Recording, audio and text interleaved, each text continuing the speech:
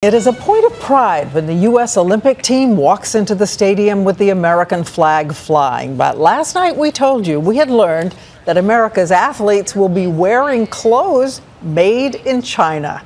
Our report ignited a fury. Members of Congress today called for action and Olympic Committee members ducked for cover. And remember, if all of the clothing and mementos for Team USA were made right here at home, it would keep $1 billion from heading overseas. As one of you wrote us, what were they thinking? ABC's Sharon Alfonsi, one of the leaders of our Made in America team, spent the day getting answers. She's here right now. Sharon. Well, Diane, my phone has been ringing all day, as you can probably imagine. There is outrage on Capitol Hill tonight. Politicians on both sides of the aisle wondering how this could have happened. Some even calling for those team uniforms for Made USA to be burned. They are the men and women of Team USA. And when they march into London's opening ceremonies with the world watching, Team USA will be wearing clothing almost entirely made in China. You look dashing.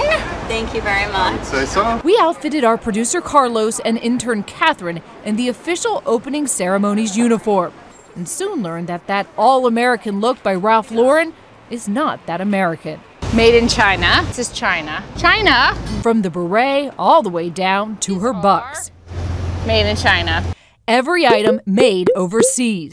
Our reporting setting off a bipartisan backlash and rare agreement on Capitol Hill. They should be wearing uniforms that are made in America.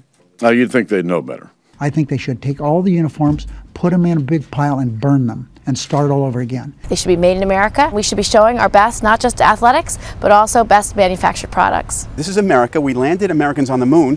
We're able to make uniforms for athletes to wear in London. Is there anything to do about it? I mean, we're 15 days away from the opening ceremonies. Ohio Senator Sherrod Brown says this factory in his home state could pull it off. They could make these blazers, I'm sure, in the next 10 days and get them to London in time for our athletes. But would the Olympic Committee be willing to make a change to this year's outfit or during the next Olympics? We asked them.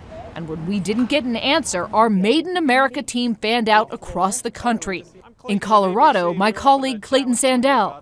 We were hoping to chat with somebody about the athlete uniforms that are made in China. He was escorted off the property. Here in New York.